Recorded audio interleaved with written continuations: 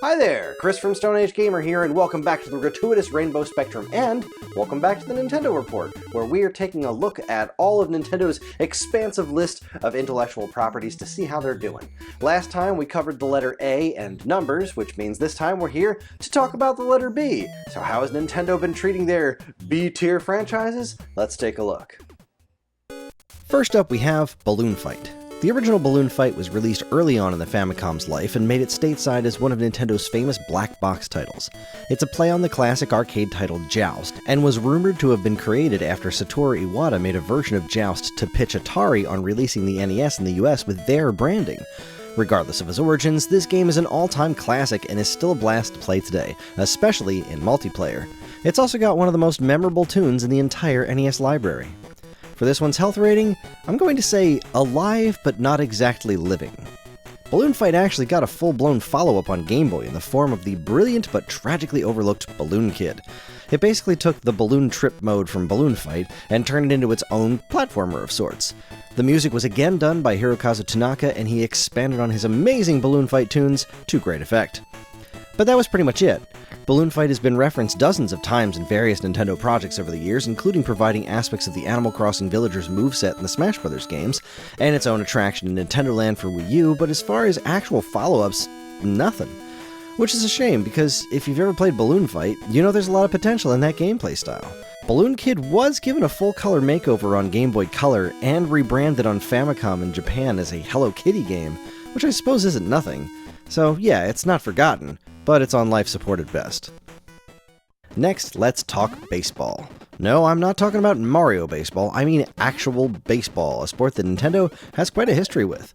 The original baseball on Famicom was a heck of a system seller in Japan when it debuted, and while it didn't move the needle to the same degree, its Game Boy follow-up performed pretty darn well too.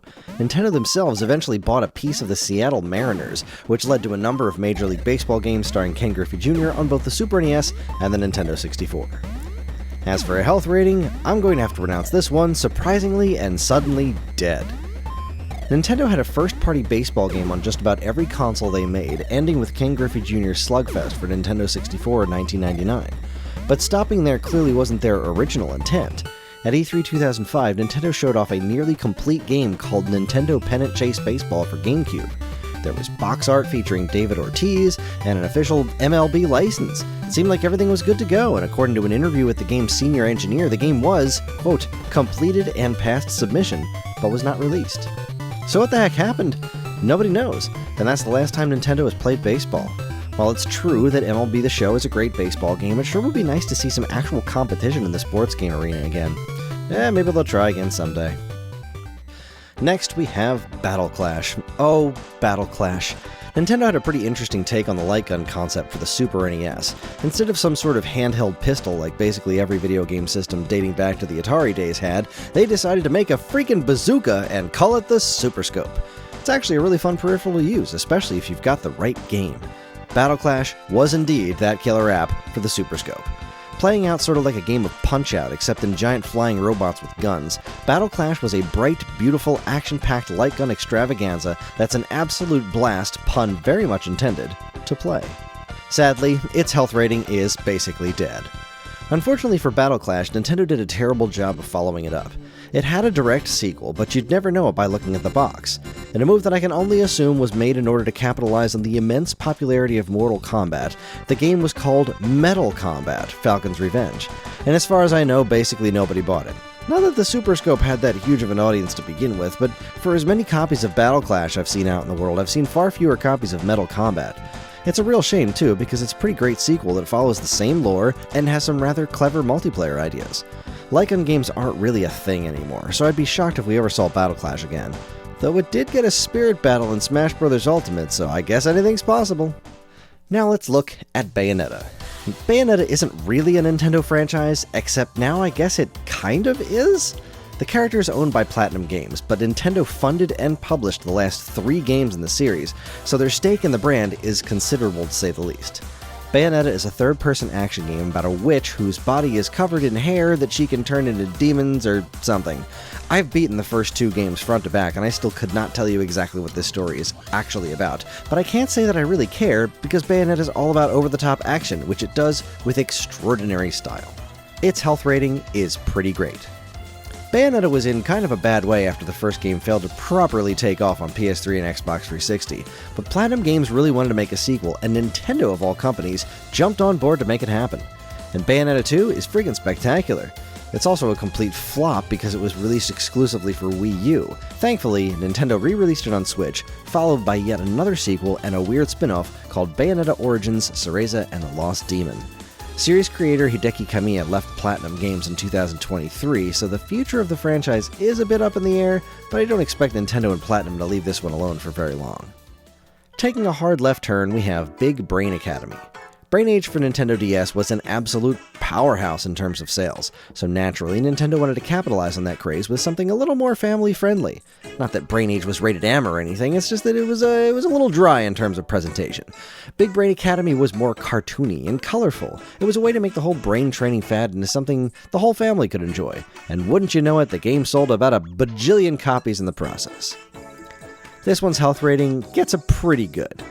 The series got its first sequel on Wii called Big Brain Academy Wii Degree, which also sold very well. Then in 2021, Nintendo released Big Brain Academy Brain vs. Brain for Switch, which unfortunately sold a mere fraction of its previous iterations. Now don't get me wrong, it still moved just shy of 2 million units, which I imagine means the game was still quite profitable, but when you compare it to the nearly 6 million the original DS game sold, it's small potatoes. Still, the game is really fun and reviewed reasonably well. I bet we'll see more of it in the future. Now let's talk about the Bit Generations/Art Style games. If you've heard of these games and you live in North America, you probably know them as Art Style, but the series actually harkens back to the Game Boy Advance in Japan, where the first 7 games were released under the Bit Generations banner back in 2006. They were developed by Skip Limited, and all feature simple gameplay loops centered around a minimalist art style. They're fun, addictive, and range in quality from good to holy cow, why haven't I heard of this great? Sadly, this one's health rating is basically dead. When Nintendo brought the series to the US, they rebranded it Art Style and put them on their various digital shops on Wii and DSi. There were 12 games released under the banner between those two platforms, but it seems the series died there. This is super unfortunate because the Switch eShop really could use more quality pick-up-and-play games instead of the deluge of mobile phone garbage that clogs its pages now. In particular, Art Style Pictobits is one of the most fun and addictive puzzle games I have ever played and needs to find its way into more hands someday. Skip Limited is still around, so maybe they'll come back eventually, but I doubt it. Next up we have Box Boy. HAL Laboratory is a wonderful company that makes wonderful games. They've been around forever, and they're probably best known for being the force behind the Kirby franchise. But where Kirby is a little round guy with very few other features, QB is a square little guy with very few other features. His first adventure, Box Boy, released on Nintendo 3DS and is a super charming puzzle platformer. It's also monochrome, yet still manages to feel super alive. Leave it to the geniuses at HAL. Its health rating, though, could be better. Box Boy looked like it had a lot going for it for a while there.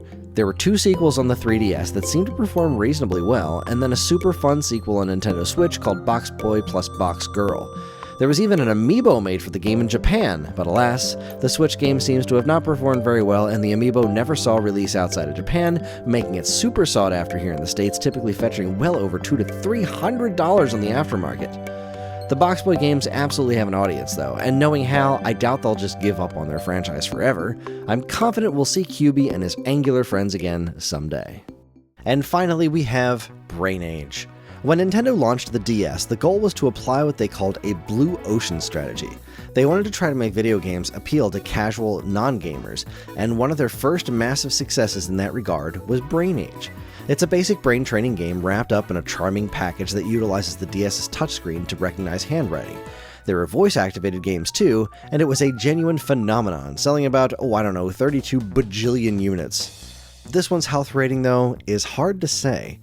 Brain Age spawned a number of sequels on Nintendo's various platforms, including most recently the Switch, but not in the US for some reason. Dr. Kawashima's Brain Training still hasn't had any sort of proper release in North America, which kinda caused the series' stability into question. If it was a localization thing, I could understand that, but the game has already been translated into English, so what's the deal? It's impossible to know for sure. At the very least, the series might be done for in the US, but as for the rest of the world, we'll have to wait and see. Well, that about wraps it up for the letter B, and Nintendo does have a pretty decent number of B games under their belt that have uncertain futures, which is a bummer, because I don't think there was a single game on this list that I didn't at least kinda like, and wouldn't like to see more of in the future. But hey, I don't run the multi-billion-dollar corporation, that's Nintendo's job, so clearly they know what they're doing. But anyway, that about wraps it up for this. Join us next time for the letter C, where we'll take a look at, well, all of Nintendo's C-list games and see how they're doing. Thanks for watching, everybody. If you like what you saw here today, please follow, comment, like, subscribe. Let us know down in the comments which games in the B section did you want to see more of, which games do you think deserve sequels that didn't get them, or which game series are you just glad we're not going to see anymore. Good riddance, Brain Age, I think. I don't know. Let us know. Thanks again for watching. On behalf of all of us here at Stone Age Gamer, keep playing games.